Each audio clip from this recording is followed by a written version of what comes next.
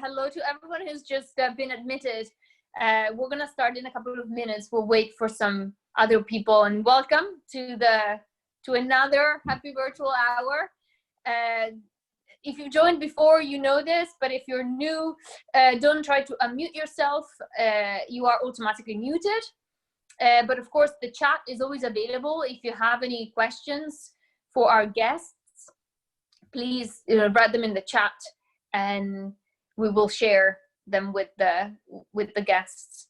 So I would say, welcome from the US and from France today.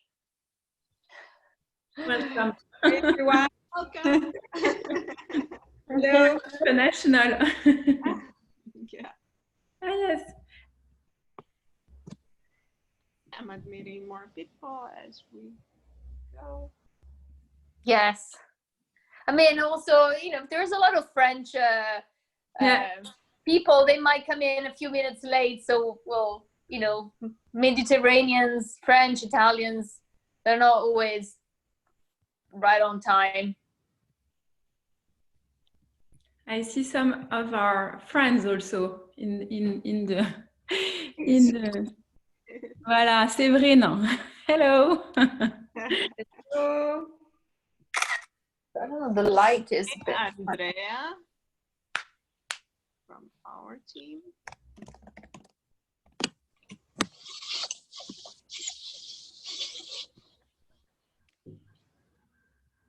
Oh, just one thing I wanted to remind all of the participants, the Happy Virtual Hour are recorded.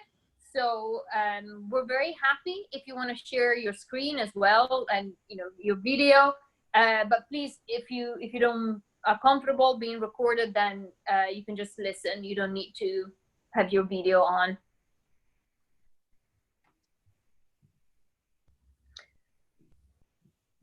Hello tout le monde. Hello. De Mac. It's great. It's really good format, actually. Yes. I'll give it one more minute, and then Aimie and Cara, I'll introduce you, and we can start the chat. Yeah. So for some people, it's not really the happy hour. It's quite, it's midday, right? Exactly. Yes. Some people are having breakfast and yeah, while we are having a muffin. Yeah. A cup of coffee. Okay.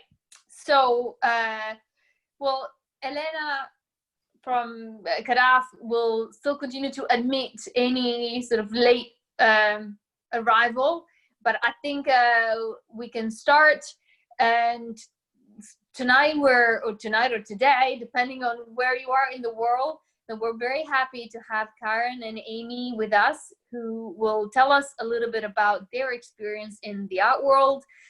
But Aimie, you don't come from the arts. You actually work in marketing and strategy, and you're a digital expert.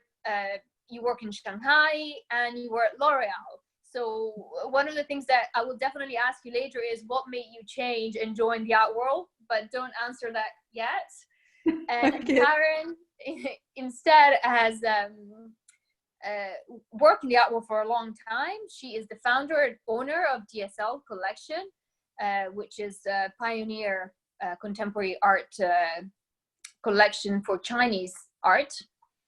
And also DSL was the creator of the first virtual art reality museum, which is also something that maybe you can tell us a little bit about later. Sure. And you work internationally for auction houses. So we share a little bit of the background as well. But now you're working together. So you founded Aika, and you're here tonight to also tell us about this and your path and your adventure into creating your own company and what are the purposes of Aika. So welcome again. Thank you. Thank you so much. I pass you the button, and how about you start by telling us a little bit about your story? You told me that you met at university, for example. Yeah, actually, we met before, and first I wanted to thank Elena and you, Julia, for having us tonight. We're super happy to be doing this virtual conference with you, for our conversation, and also we are very impressed with CADAF and the supporters as well of the fair. So thank you for having us. No, with Aimie, we actually met in school. We met a bit earlier, but I think, as you explained, Julia, and this is something that also explain Aika today, is even if our a path where I mean I was in art and Aimie more in marketing. I think we joined at a moment where we wanted to really create something together, and we thought there was a need for that. So just to come back about Aika and what we are doing. So Aika is a consultancy platform that integrates art and digital into innovative strategies for corporates and other industries. Like luxury, hospitality, and finance.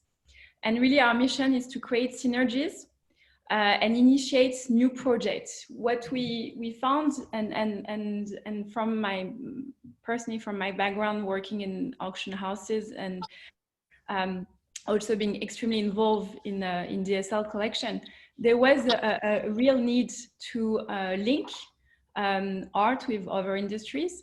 And our specificity is to really use the digital to do it.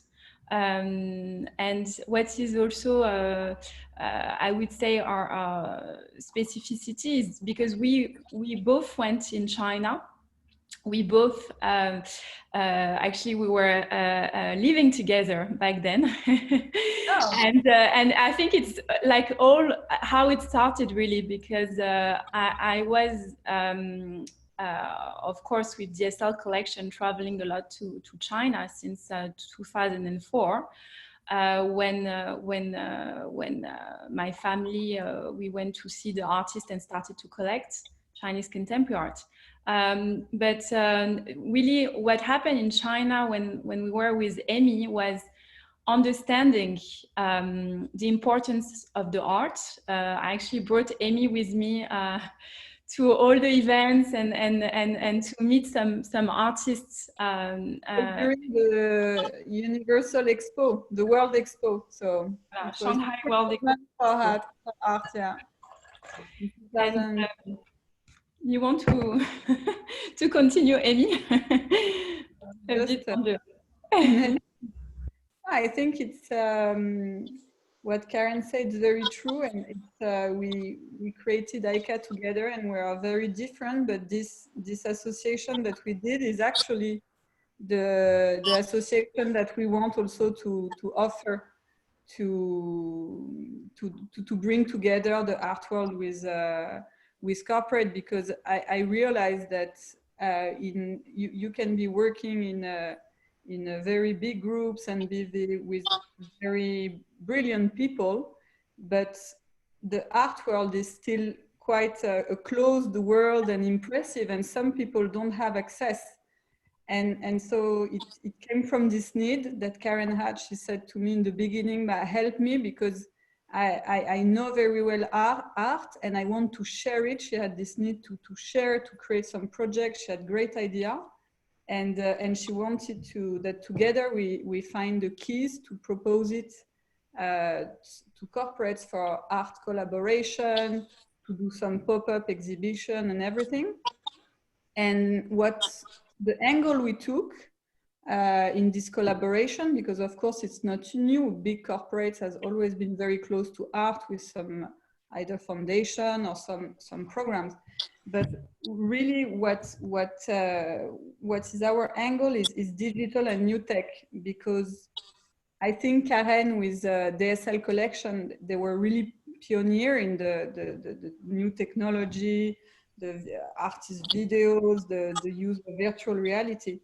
And we took this medium as a new way to share art and a little bit to break the rules of art and the intimidating vision that people can have of big auction houses, like the cold world that could be sometime for galleries. And so that's why we are really also impressed by CADAF, and we find this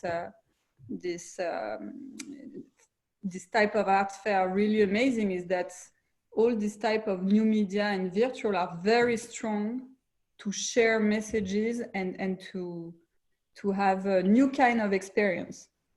So and also the artists that we've been working with for either exhibitions or to really collaborate with them and try to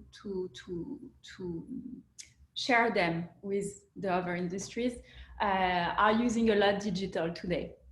And I think it's a very interesting medium because for the artists, it allows them to be extremely creative, sharing a new type of work that we've seen already with the videos as well before as a new media.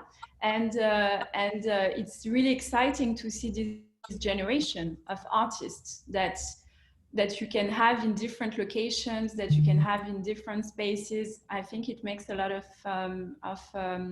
of sense today. And also for the artists that are working with like more physical work, they are now starting to be also promoting or using this digital medium. And I think it's very important today to see this coming. So for us, it's a way to share it as well. And I wanted to ask, I think what you said, I mean, I completely agree. I think for us working, my video stopped for a second. Working in the art world, we kind of also take it for granted. We know it really well. Regardless of how many years we've worked in it, or maybe we're artists ourselves, we're familiar, but sometimes we forget that there's still a little bit of a barrier to entry. If someone, you can go to a museum, of course, but it's a very, it can be a very passive sort of experience.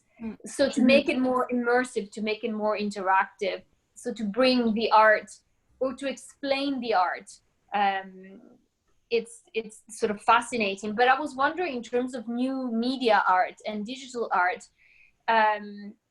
how did you, what were the things that you did in order to be able to actually, bring, this to the corporates, or vice versa, to bring the corporates to digital art? Because it's not like a painting, right, that you can move around necessarily.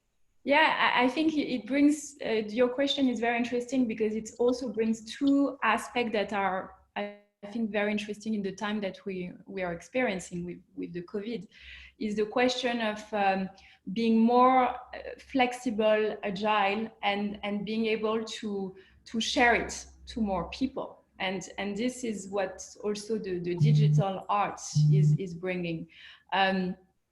And also, sorry, the other point I wanted to mention is that I think for example, corporates or industries that, to organize an exhibition sometimes is very expensive to ship the works. And I think the art world is also having this challenge today and this question, and we're not going to see the same exhibitions that maybe we've seen before, or I mean less. And so I think it's really an important, it's not going to replace the real, but it's definitely giving another type of experience. And what we've been doing, for example, with Aika, even if we're a very, I would say, a recent company, is we've been promoting, for example, the virtual reality museum of DSL, or showing the works of, for example, the artist Meowing.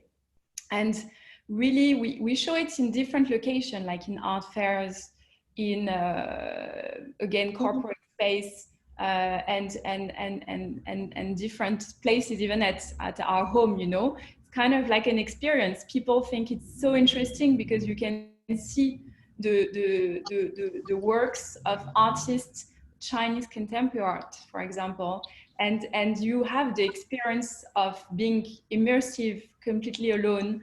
And we with DSL, for example, we have a curator that is actually showing you and explaining to you the works. So we're not trying to replace again the real or the institutions, but what I think is good is to be able to say, okay, tonight there is an event or we want to share art or experience art for a group of people, you know, and you can really show it through the virtual reality. And also I would add on what Karen said is, of course, now with the mask and the virtuality is one way to bring art very easily as a nomadic, let's say, tool into offices, into hotels, and share it anywhere with anybody, and also to kind of new types of audiences, because maybe for younger people or people who are not usually going to see museum or art fairs, they would be interested into this experience. This is one way. And the other way is also, we also work with artists that we take care of their development, and we propose them new tool to share their work, because exactly as Karen was saying is that today the cost to ship, and for example, for sculptures, is extremely high. So it's difficult for new artists or to be present physically on fairs and to show their work. So for example, today also we work with tech companies who are doing virtual captation or 360-degree tours that allow artists to show their studio, to show their works all in the same place. And again, this is a way to really to share art in a different way. And sorry, excuse me. No. Yeah, I was just saying that it's interesting on both sides. And today, and actually maybe if some people are part of the conversation who are artists, the only constraint we have is that we're missing content, because it's a great tool. And there are not so many content for culture, because it's quite new, this type of medium of virtual reality and digital. So there are amazing works from artists, but we would like even more, and to be able to show and experience in different ways. And the third, I will just finish on a third example of how we can bring art and new media into corporate, is that we are also very close to artists doing some performances with digital, like on tilt brush or other kind of experience. And this also is a way to share with people in any places an experience of art with new medium. Just to give you an example, we did also on that, we did a project where we brought actually a physical exhibition into a space. And we had an artist who did, Pauline Dufour, who did a virtual reality. She's a ballet dancer, and she's using tilt brush. And so she's making this performance. So she took over the space. And I can tell you, people still talk about this today because it was in Paris and people were not, they don't experience it. So I really think this is why we believe in this with Aimie and with our companies, to really give our experiences, to really promote this new type of art and share it, because this is also very interactive, because you have the people and the audience who is experiencing it together. And also I see that Séverine Favre is on the conference, and she's also with her work, I think also really creating this link and creating the fact that through Instagram she's posting about her work and I think the digital and the fact that you can see the artwork on your phone is also very interesting with this type of medium. Yes. Indeed. Thank you. Elena, yes. We actually have a question from the audience, and maybe it refers a lot about seeing the work on the phone, but they're asking if you are working with any specific AR, augmented reality tool, or this is a very specific question. Is there So it's a good question. Actually, we are not developing ourselves any type of AR or VR, but we have, of course, very good tech partners who are able to work on any AR, VR project, and who are always at the top of innovation. And of course, this is another kind of budget and project and development, but we can also create, and today we have the resources in terms of innovation and tools to create development for brands, a bespoke development. I think a lot of fashion brands have used it recently to show their collection. In sports also, it's quite used. So yeah, today the technology is there, and actually it's not used a lot yet.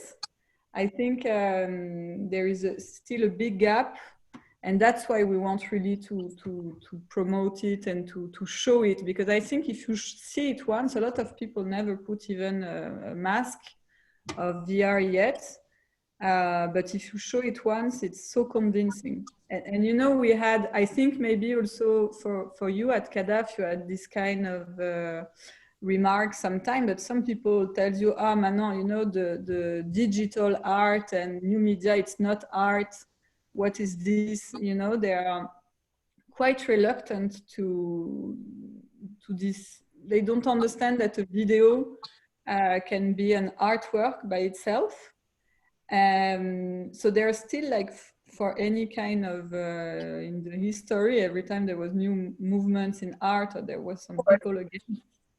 And I think that the point is to say that it's not replacing the art, but it's very complementary, and it's just a different way to experience it.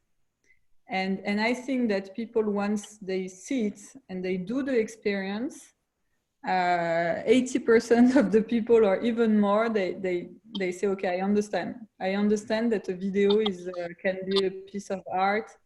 I understand that a performance by an artist on tiltbrush is art, and that's why we want to embark as many people as possible, and on this new type of art. Yeah, and on this, I would say that, you know, when we showed the virtual reality, for example, content, really that was incredible to see this. We had children of 5 years old staying for more than the adults, being completely impressed by the technology. And after they've seen the VR experience, they actually managed to talk about this, and they say, oh, you know, I've seen this work, it was incredible. So this is really bringing and bringing a link between also this audience that is not necessarily so interested by art, and we had 86 or 87 also women who we showed during Photo London, the virtual reality, was saying it's incredible. Like I completely immersed myself in this experience, and I think this is the beauty also about this medium, because it can definitely bring culture to more people, and it can definitely create a link that is very interesting, that we've been seeing definitely an interest in. And I would say also that, for example, when we work with on some projects with corporates, a lot today, but also the art institutions are in a digital transformation. So this digital transformation is also by the use of augmented reality, virtual reality. I think with what we've experienced in the last months, we're changing the way we are really looking at the culture and the arts. And it's incredible to see that we are at the beginning of it.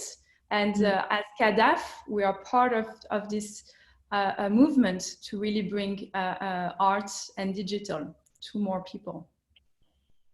Yes, and I'm a new converted in the sense that I have worked for long time in the I call it traditional, but it's not traditional. It's just to define the art market where or the art world where you have like physical works and then new media art.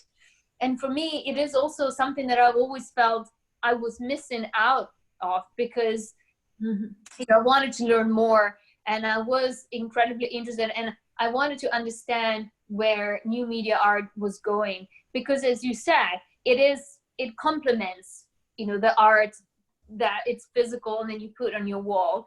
It's not either or, they can go the same. So we had the Happy Virtual Hour a few weeks ago where we discussed a little bit about this, and there was someone from Christie's, the auction house, very convinced that collectors still really wanted to enjoy the art on the wall, and it's something that sparked a lot of a discussion. I disagree.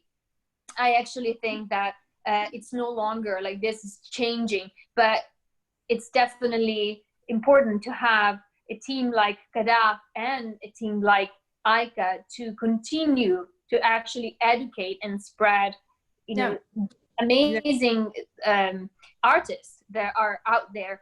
And also I was reading something else that's about, artists have always used all of the tools at their disposal, even before, pencil, oil, acrylic, and, digital is another tool at their disposal. So, the ones that say, Aimie, to your point, that say, oh, digital buff is not art, or it is, actually, it is. So completely. It's one of the tools.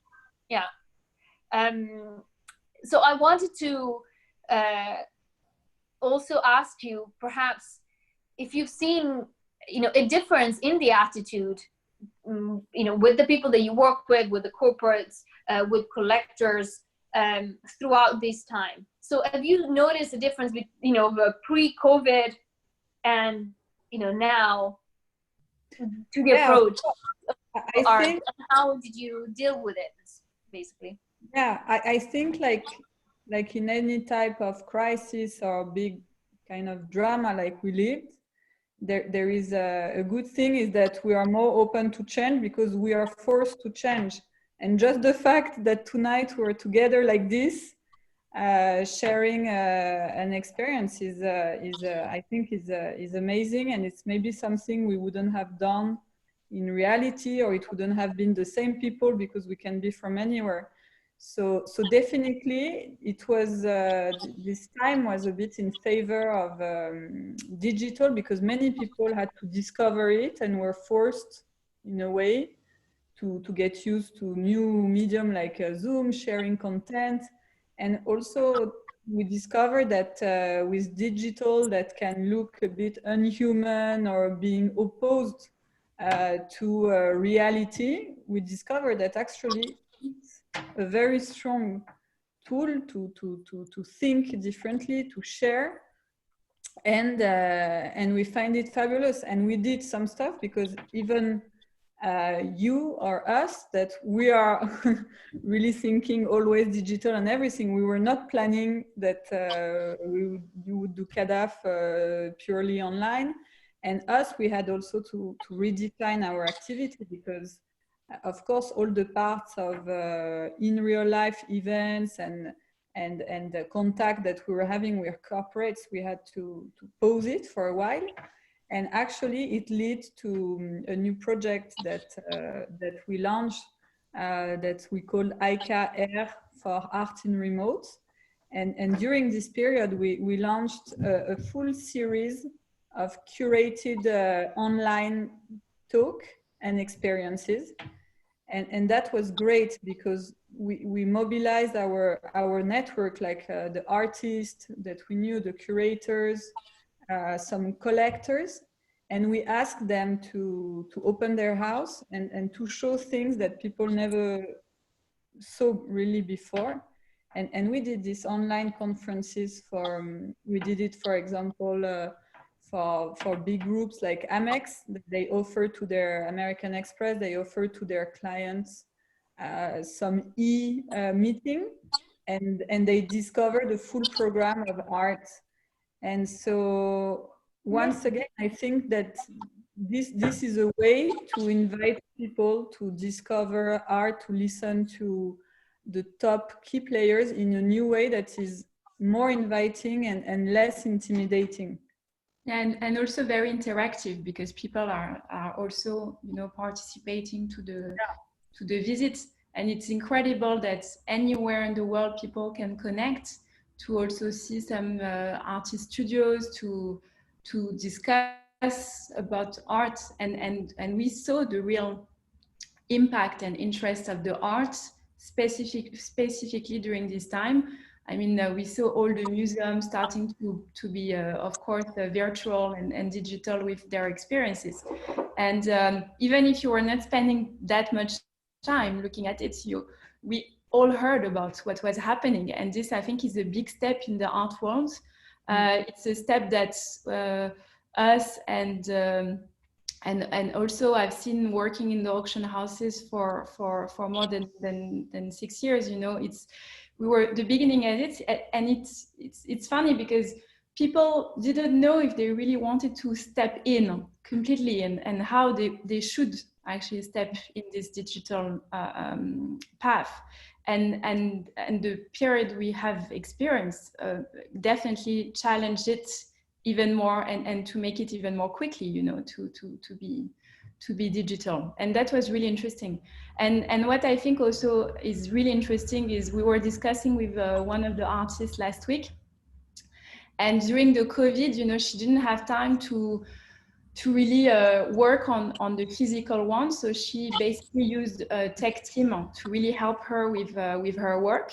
And it was very interesting because we followed the step on her progress with her work. And this is also what is great with the digital, because, you know, even when you're completely blocked and you could not move, the artist, I think they started to consider, you know, either exhibiting their works or using the augmented reality or the newest technologies. So this has also improved like a quicker way to show art. Now the question is, what's going to happen next? You know, because we know that it's going to be clearly we are on the path of the digitalization of the arts and the institutions, but you know, I also think that now it's not going to be a question anymore. The museums are going to be having a digital side, as also the corporates that are working remotely. And what we're trying to do is combining strategies and really we've made, I mean, I don't know how many calls during this time, even with some startup in the art, linked to art, to really understand the needs, to really understand where we're going right now with the digitalization. And I think there are going to be incredible projects, and it's important to be part of it. And we're really happy to see this, of course, like you, Elena, and to have been a bit of pioneer in the digital also with the DSL collection, because when we started the virtual reality, I mean, we also had comments on, why are you doing this? You know, what's the point? And the point is, in 2 years, we showed to more than 25,000, even more people, the collection. And because our works are extremely big in terms of size, and the fact that museums can't host a lot private collections, because they are booked for many years, we saw the real interest to have this and to be able to share the art and the culture and to make it more accessible is, I think, something that is very, very interesting. Yeah. I think, would you like to tell us a little bit about DSL collection? I know, Karen, that your father will also speak about it more in detail during CADAF as Sure. one of the part of our cultural program. But also, if you want to tell us a little bit about the collection, but how you integrate it into your work with Aika as well. First, it's one of the only content we have on virtual reality, so we use it a lot. But no, I feel super happy because first, you know, DSL collection is a family collection, and even Aimie, I mean, we went to visit most of the artists of the collection when we were in China, so we had like an amazing year when we were in China, and it was really interesting to see their studios. But it's really like a collection where I think since the beginning, it was always digital, and first with sharing the collection on a website, then going in the, you know, Second Life, 2D, 3D, and now virtual reality. I think virtual reality is definitely creating one of the most important and core experience for the DSL collection right now. But again, we're not attached to the virtual reality. We're attached to evolving and showing and sharing the collection to more people. And it was really interesting because, again, we had a lot of comments on why you're being digital, why you don't have a physical space. And while we tried, and this is also what I've seen in the art world, is, you know, you have to ship works. Sometimes they come back damaged, and you know, the problem is you can't show all your works in exhibitions. So the virtual reality was clearly a path for us to be, again, more accessible. And also it's Chinese contemporary art, and a lot of people don't know about Chinese contemporary arts, and you don't have it, you know, at all internationally with a lot of exhibitions. So it had an interest for people as well to see it through virtual reality. What was really incredible, just to tell you how, for example, we did the virtual reality with DSL collection, we had a tech team, and they contacted actually my father, and they said, so what do you want to do? What do you want to have? The digital is making you have all the possibilities you want, which is quite incredible. Of course, we tried to create a museum that was really our own feelings, and with water, with some trees. So we had and actually the trailer is online for some of you who want to discover it. You can actually see it online on the DSL collection virtual reality. But it was for us such an experience to create this with a tech team. And that's why also I really think art and technology have a really strong impact together, you know, because it helped us to realize what we wanted to do. And it took only 2 months to create with the digital. And imagine we could digitalize 30 works of the collection and show it to in the past 3 years in school, in universities, in art fairs, in corporates. And people, we shared the collection with them through this medium. So for us, it's like it was one of the things we wanted to do, of course, sharing the collection. So this virtual reality is an exceptional tool for what we've been creating. Yes, I don't know, Aimie, if you have anything to add. Otherwise, I think one of the things that you said was accessibility, and I think this is has always been an important point for art, obviously, but even more so now that we're more limited in our interactions and in our travels, and the other thing that I wanted to ask you was, how do you select, for example, the artists that you work with that are outside the collection, and yeah, and whether, you know, how was, you know, the process before, and how do you think, you know, it may change this time now that we are living, and maybe the future, how will it change? How are you going to find new artists that then you can share to with the world and to the world?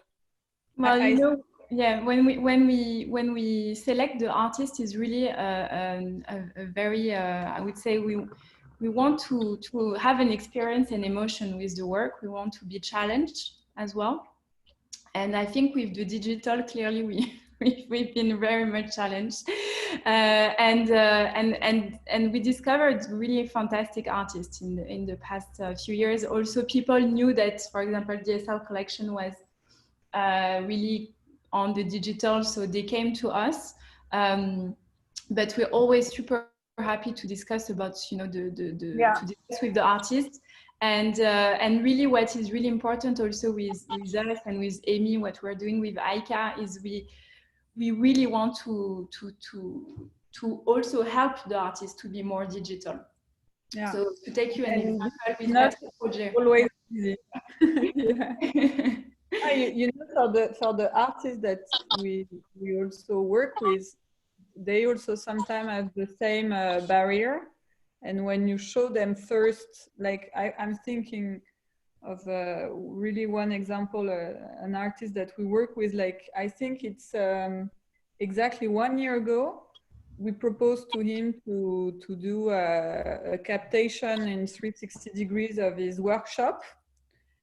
He's a sculptor and he has like 300 sculptures. So we wanted to do an amazing project. We brought the tech team. He experienced some example with the mask of previous work they did. And he was completely, it was too much for him. He was not ready. He put the mask and he was like feeling, he wouldn't see himself into this world. And it was a big step for him, but it was maybe too early. And it's funny because now, 1 year after, now we were saying, if we had this content at this time, it could have been a great tool. And so I think also it's moving very fast. So I think that with Karen, of course, we are very convinced of this medium, and we know the power it has, and we know this environment, but we also understand people who are not ready or who are reluctant. And I think that you need to propose it in different ways, show it, and making them maybe experience and give some time, because not everyone can make the shift so fast. So there is, and it's also very exciting.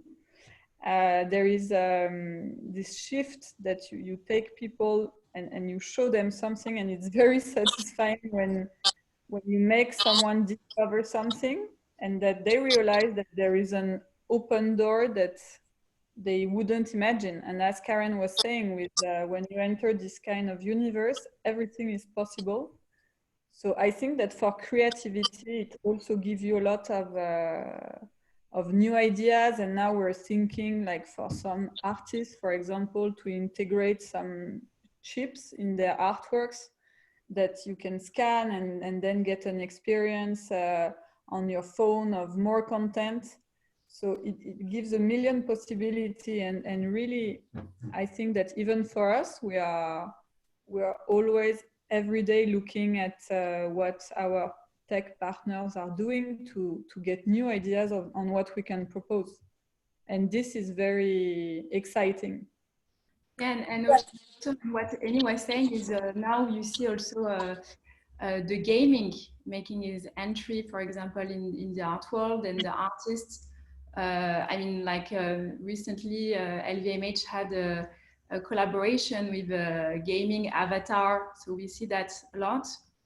And I think this is going to also introduce more collaboration on what we're doing, and this is exactly what we want, is to be able to create the connection, the collaboration with the arts, because I think it's even for startup or like not LVMH companies, to be able to have a first step, having a artist collaboration, or having some gaming or VR with art is making also a first experience for their customers or audience. And clearly also this, we can see it as a very important game changer. And we're really working on this for our projects. So it's really interesting. And one of the artists also we wanted to mention is Patrick Roger, that we discussed earlier, Elena. Yeah. I was gonna ask you about Patrick. So sorry. No, exactly. No, yes. No, because Aimie and I, we are always and we go to see the artist studios together, and of course, being business partner and with the company, we love to exchange and we had the same feeling when we met this artist. We thought first he was extremely like a genius, because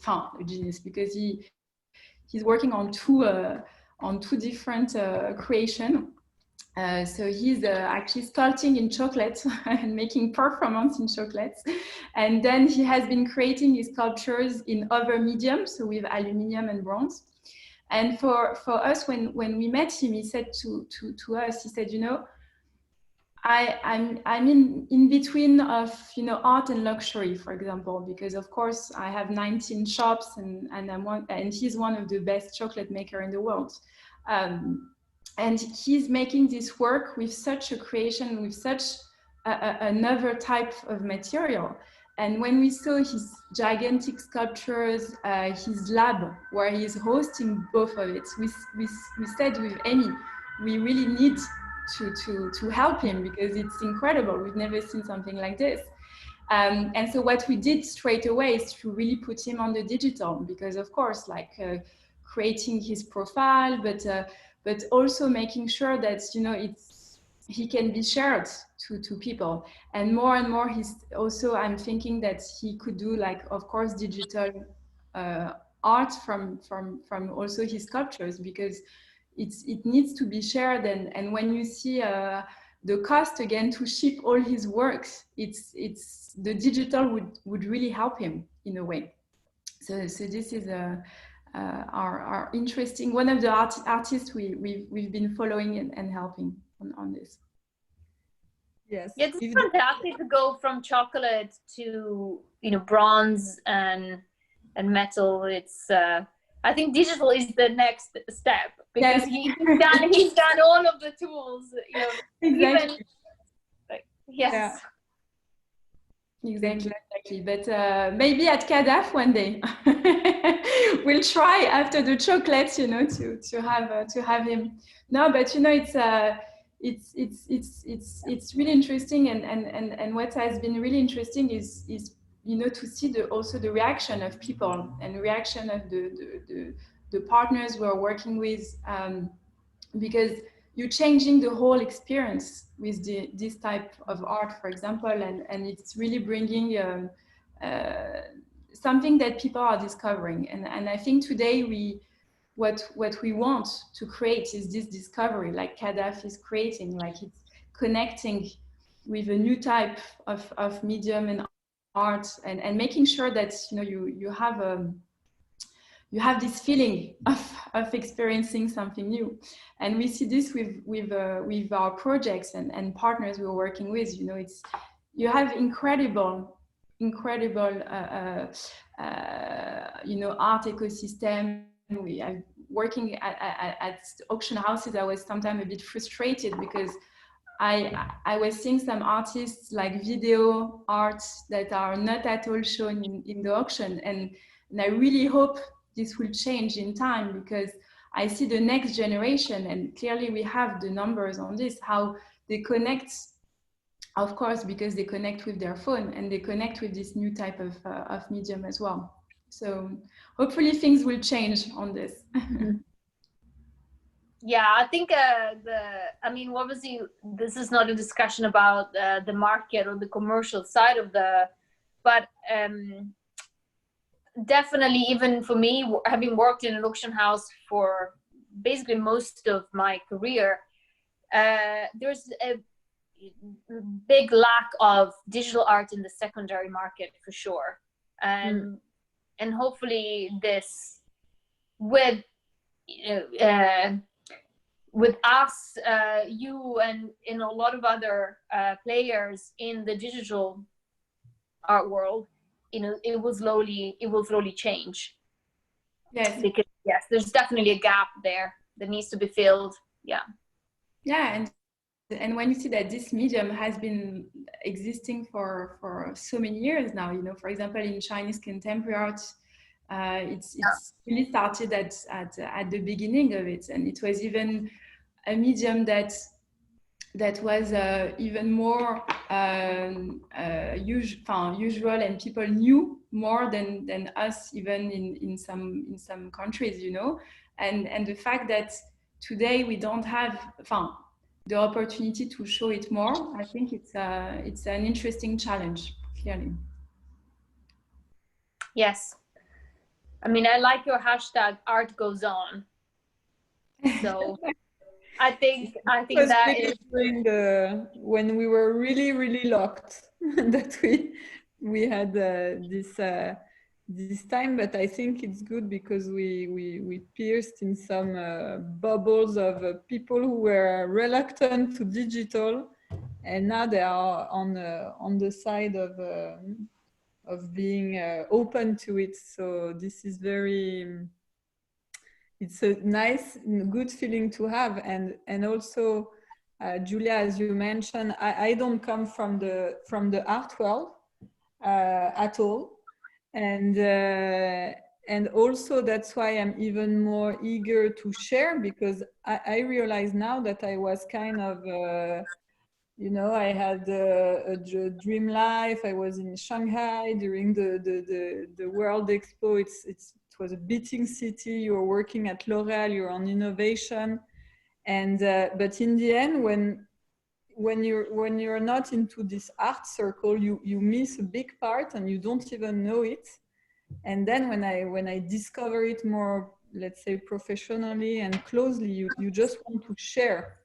And to embark more people with you to show that there is a full world, and that anyone actually can experience it, even if you're not a collector, because of course it could be frustrating for anyone. Yes, everyone loves the big masters, and everyone would love to have one on their walls.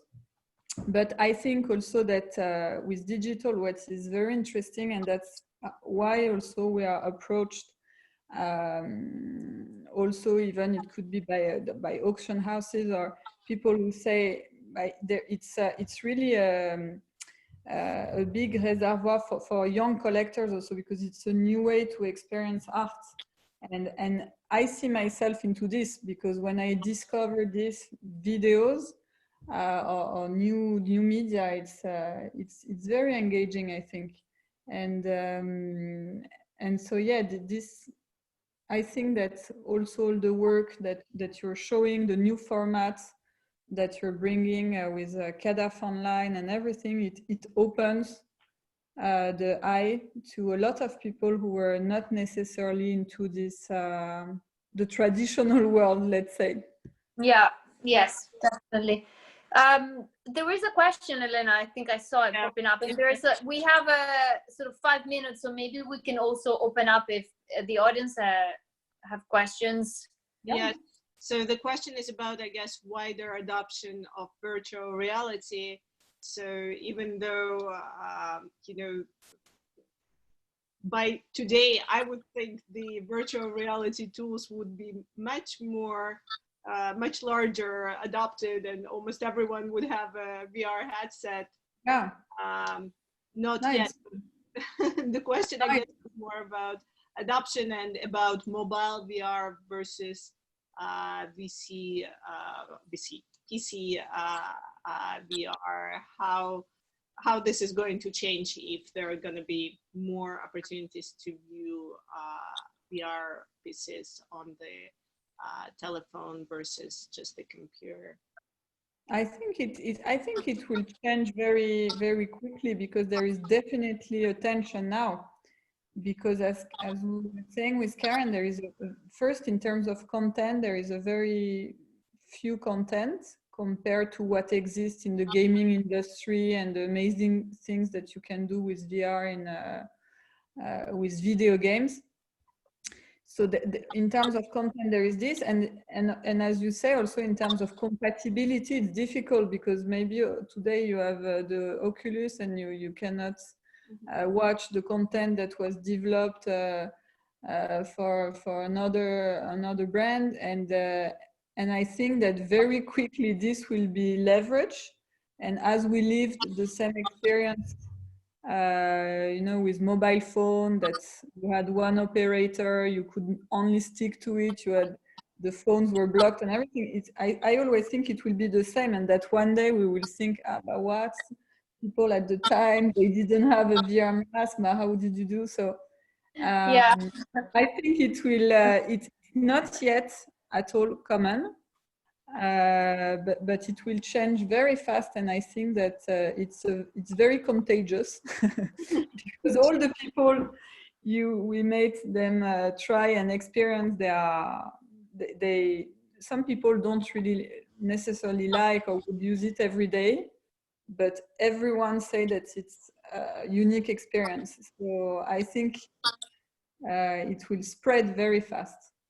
Especially with social distance. I think it will be an argument even more. But as Aimie is saying, is really a matter of content, I think. And I mean, both of the two very, very big VR material company have been bought by Facebook, and you know, so it's a question of time, I think.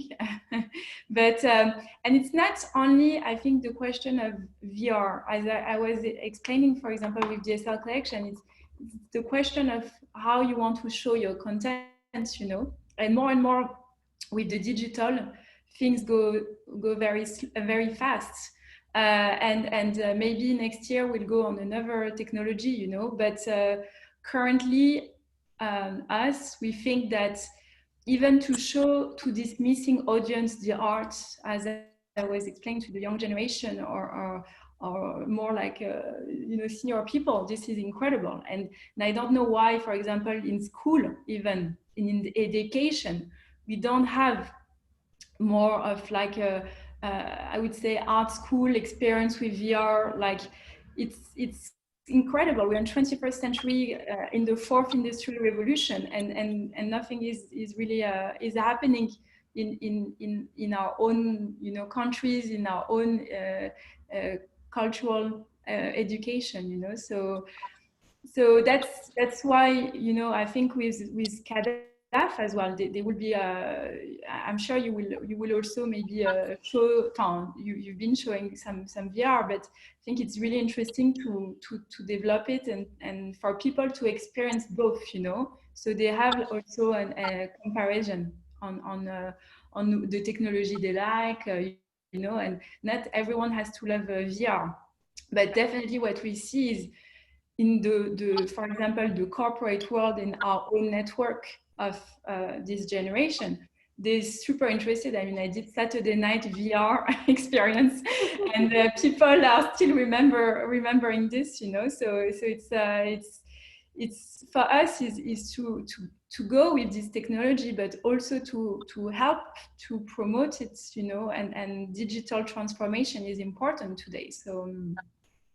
And just so you know, I think museums also are now, I mean, we were having discussion with some museums today, and how you show the collection also. You need to, I think, to have more and more of this VR in the institutions.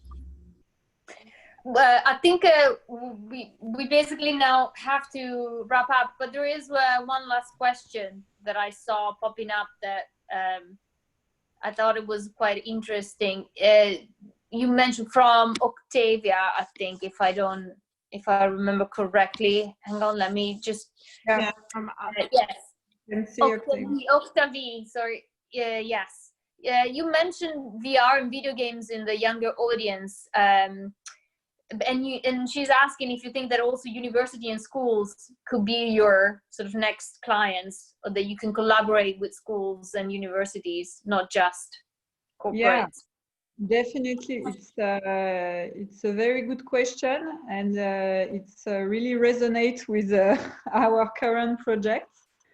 And I think it's interesting in both ways, and we're interesting to work with education for two things. The first reason is, of course, to present them this new medium and to share with them this type of content and of experience. But I think it's also very interesting for us to see these students today in art, or even in, you know, in business schools or other kind of education, how they integrate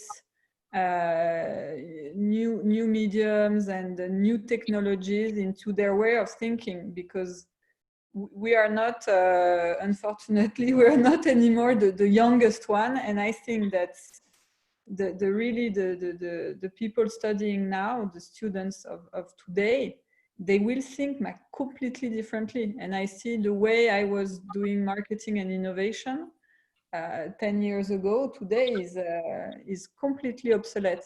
So we are also very keen on seeing how younger audience react, to also really get nourished by their thought. And, you know, it's very interesting to see the artist point of view, how they react on this technology, the younger audience, to always get new ideas. And it's definitely could be the big client, but also big contributors to our way of thinking and pushing the innovative projects. Yes. Okay, great. Thank you.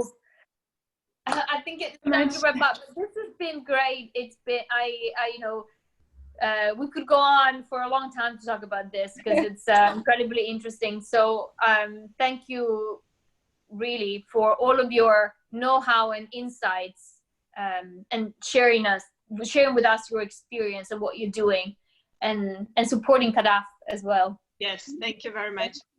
Thanks to you, Elena. Thank you, Julia, also. Of course, thank you so much, Elena and Julia, and you know, we are now going to go to CADAF. Yes, everyone see you at CADAF. Sure. CADAF, exactly. have a good weekend, everyone. Thank you. Thank you, everyone. Bye-bye. Bye. Bye.